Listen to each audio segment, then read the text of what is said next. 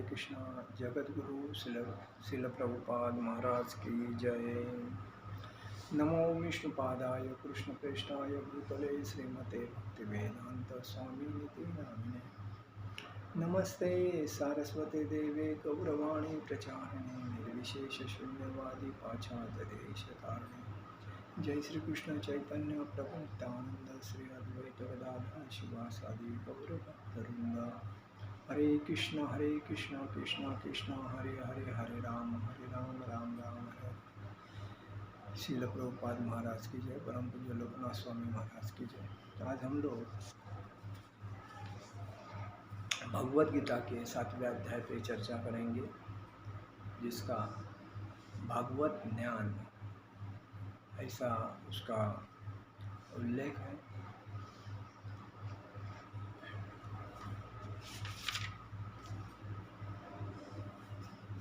कामस्ते हत ज्ञाना प्रमदन्ते न देवतां तत नियमास्ताय प्रकृता नियता स्वयं। कहा क्या बताया है, जिनकी बुद्धि भौतिक इच्छाओं द्वारा मारी गई है वे देवताओं की शरण में जाते हैं और वे अपने अपने स्वभाव के अनुसार पूजा के विशेष विधि विधानों का पालन करते हैं।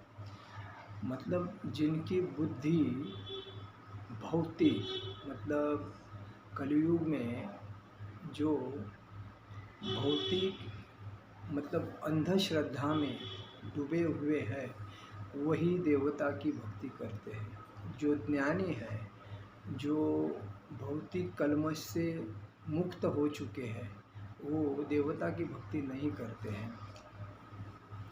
जो समस्त भौतिक कलमश से मुक्त हो चुके हैं वे भगवान की शरण ग्रहण करते हैं और उनकी भक्ति में तत्पर होते हैं।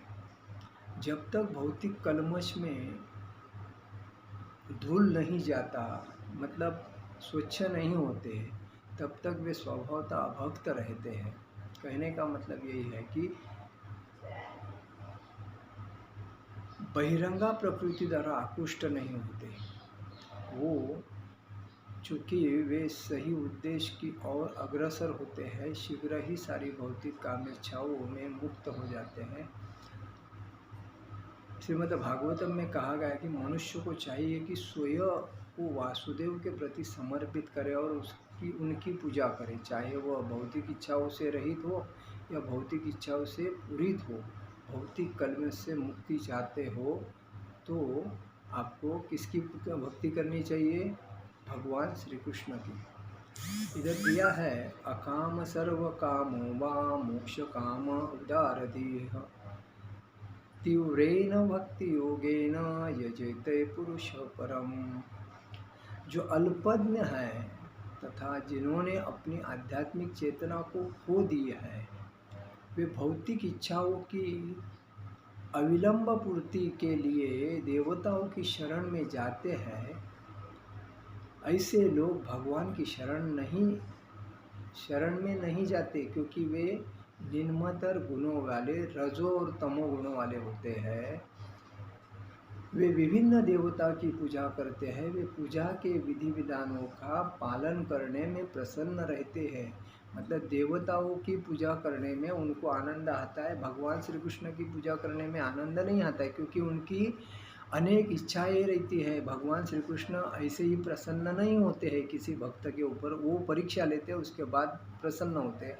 लेकिन ये जो देवता है, जैसा कि शिव जी है, देवी काली माता है, पार्वती है और बजरंगबली है और भी देवता, ये जो है देवता ये तुरंत प्रसन्न होते हैं, क्योंकि ये भगवान के दास है और भगवान के आदेश के ऊपर ही वो उनको प्रसन्न होते हैं। शुद्ध भक्त जानता है कि भगवान कृष्ण ही सबके स्वामी हैं। एकले ईश्वर कृष्ण आर सब भृत्य, केवल भगवान कृष्ण ही स्वामी है और अन्य सब दास है। शुद्ध भक्त कभी भी अपनी आवश्यकताओं की पूर्ति के लिए देवताओं के पास नहीं जाता। वह तो परमेश्वर पर निर्भर रहता है और वे जो कुछ देते हैं उसी में संतुष्ट रहता है। इसको शुद्ध भक्त बोलते हैं। यो यो या तनु भक्त श्रद्धा चित्तो मिच्छति तस्स तस्सा चला श्रद्धा तामेव विदधाम्यहम्। भगवान क्या बोलते हैं, मैं प्रत्येक जीव के हृदय में परमात्मा स्वरूप स्थित हूँ। जैसे ही कोई किसी देवता की पूजा करने की इच्छा करता है, मैं उसकी श्रद्धा को स्थिर करता हूँ, जिससे वह उसी विशेष देवता की भक्ति करे। मतलब भगवान सबके हृदय में परमात्मा स्वरूप है, परंतु वो किसी की इच्छा को नाराज़ नहीं करते हैं। वो जिसकी इच्छा देवता की करनी है करो, मैं खाली देखूंगा, मैं कुछ बोलूँगा नहीं, ऐसा उनका स्वभाव।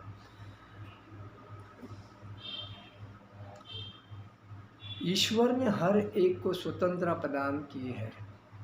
यदि कोई पुरुष भौतिक भोग करने का इच्छुक है और इसके लिए देवताओं से सुविधा चाहता है, तो प्रत्येक हृदय में परमात्मा स्वरूप स्थित भगवान उसके मनोभावों को जानकर ऐसी सुविधा वे प्रदान करते हैं। जीवों के परमपिता के रूप में वे उनकी स्वतंत्रता में हस्तक्षेप नहीं करते हैं, उन्हें सुविधा प्रदान करते हैं जिससे वे अपनी भौतिक इच्छाएं पूरी कर सके। कुछ लोग यह प्रश्न कर सकते हैं कि सर्वशक्तिमान ईश्वर जीवों को ऐसी सुविधा प्रदान करके उन्हें माया के पास में गिरने ही क्यों देते हैं। मतलब किसी को ऐसे प्रश्न पूछ सकते हैं कि भगवान सबके हृदय में परमात्मा स्वरूप है, तो वो माया के जाल में उनको क्यों फंसाते हैं, वो उनको क्यों नहीं उनको माया के जाल से बाहर निकाल सकते हैं। क्योंकि ये तो भगवान बोलते हैं, यह है कि परमेश्वर उन्हें ऐसी सुविधाएं प्रदान न करे तो फिर स्वतंत्रता का कोई अर्थ नहीं होता है। क्योंकि भगवान क्या बोलते हैं, ईश्वर ने हर एक को स्वतंत्र प्रदान की है। स्वतंत्र प्रदान मतलब अपने मन से जो चाहे वो कर सकता है। तो अगर उनको रोका जाए तो वो स्वतंत्र प्रदान का स्वतंत्रता का कोई अर्थ नहीं होता है। वे सबों को पूर्ण स्वतंत्र प्रदान करते हैं, चाहे कोई कुछ करे, किंतु उनका अंतिम उपदेश हमें भगवद गीता में प्राप्त होता है। मनुष्य को चाहिए कि अन्य सारे कार्यों को त्याग कर उनकी शरण में आ जाए, इससे मनुष्य सुखी होगा। भगवान क्या बोलते हैं, सब धर्मों को त्याग करके मेरे शरण में आओ, मैं आपका रक्षण करूंगा और पापों से मुक्त करूंगा। तो लेकिन सबको स्वतंत्र देने के वजह से भगवान किसी को रोक नहीं सकते, तुम क्या करो और क्या नहीं करो। इसीलिए जीवात्मा तथा देवता दोनों ही परमेश्वर की इच्छा के अधीन है। जीवात्मा न तो स्वेच्छा से किसी देवता की पूजा कर सकता है, न ही देवता परमेश्वर की इच्छा के विरुद्ध कोई वर दे सकते हैं। जैसा कि कहावत, ईश्वर की इच्छा के बिना एक पत्ता भी नहीं हिलता है। जो लोग इस संसार में पीड़ित है वे देवताओं के पास जाते हैं, क्योंकि वेदों में ऐसा करने का उपदेश दिया है। जैसा कि एक रोगी है वो सूर्य देव की पूजा करता है, जैसा कि विद्या का जो इच्छुक है वो सरस्वती की पूजा करता है, और जिसको सुंदर पत्नी चाहिए है वो शिवजी की पत्नी उमा की पूजा करता है। और अलग अलग देवताओं को प्रसन्न करने के लिए अलग अलग लोग अलग अलग देवता की पूजा करते हैं। चूँकि प्रत्येक जीव विशेष सुविधा चाहता है, भगवान उसे विशेष देवता से उस वर को प्राप्त करने की प्रबल इच्छा की प्रेरणा देते हैं, और उसे वर प्राप्त हो जाता है। किसी विशेष देवता के पूजन की विधि भगवान द्वारा ही नियोजित की जाती है। जो में वह प्रेरणा देवता नहीं दे सकते, किंतु भगवान परमात्मा है, वे समस्त जीवों के हृदय में उपस्थित रहते हैं।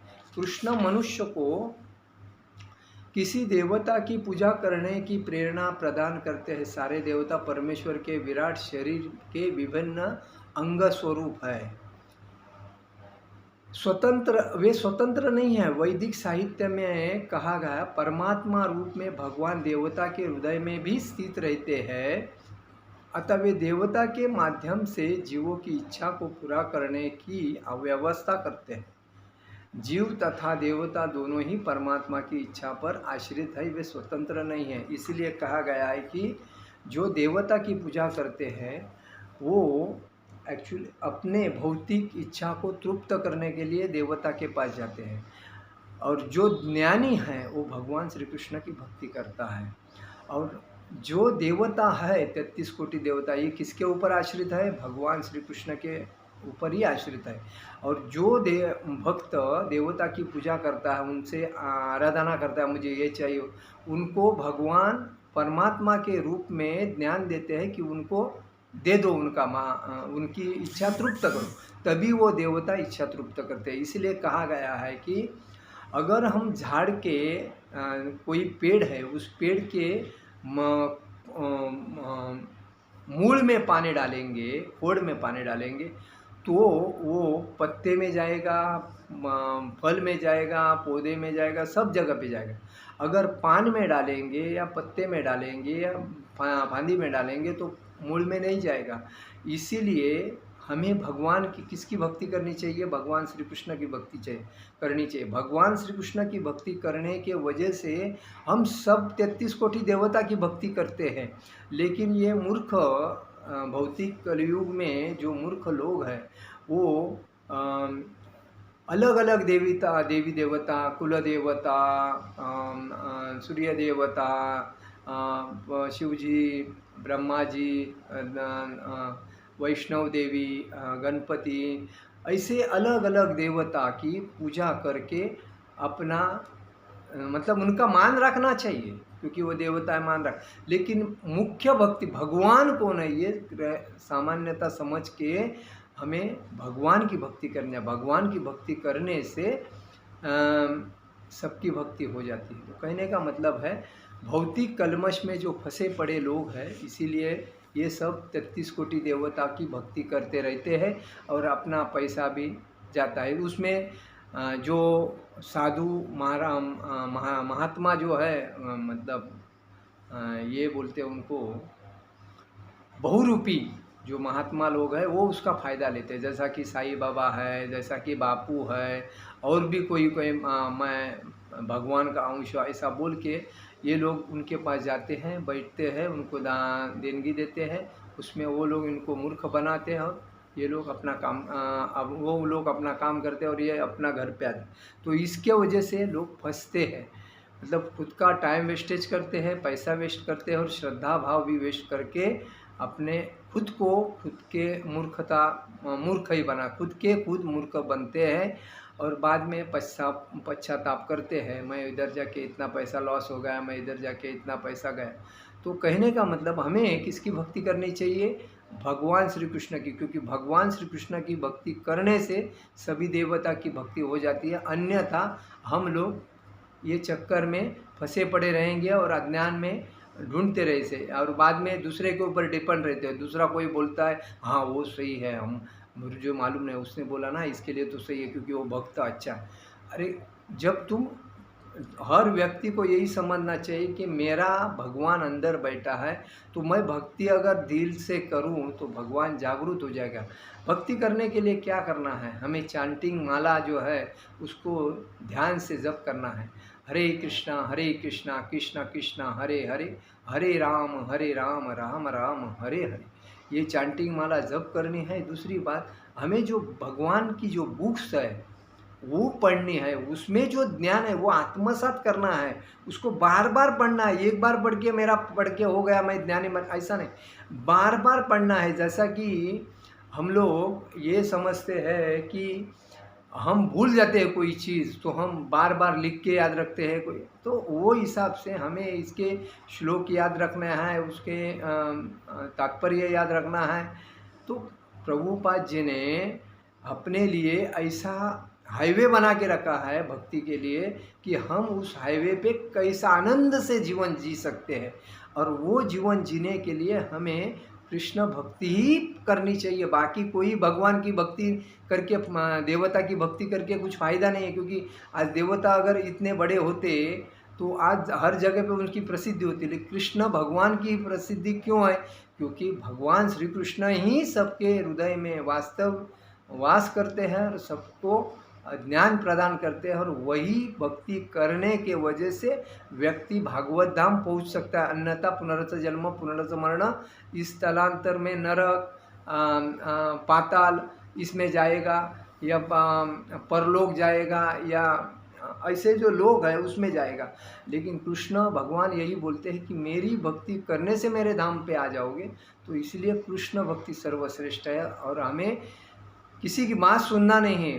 भगवान के कृष्ण के मंदिर में जाना है, उनकी भक्ति करनी है, उनका प्रसाद ग्रहण करना है, भक्तों की संगति करनी है और आनंद जीवन जीना है। जीवन जीना एक कला है।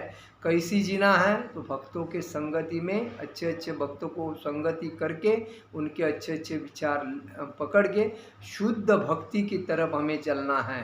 शुद्ध भक्त कैसा बनना है? तो भगवान श्री कृष्ण की भक्ति करके ही शुद्ध भक्त बनना है और आगे चलना है। आज का मेरा प्रवचन यही समाप्त करता हूँ। हरे कृष्णा कृष्ण कृष्ण हरे हरे, हरे राम राम राम हरे हरे। जगत गुरु शिल प्रभुपाद महाराज की जय। परम पूज्य लोकनाथ स्वामी महाराज की जय। निताय गौर प्रेमानंदे। हरि हरि बोल।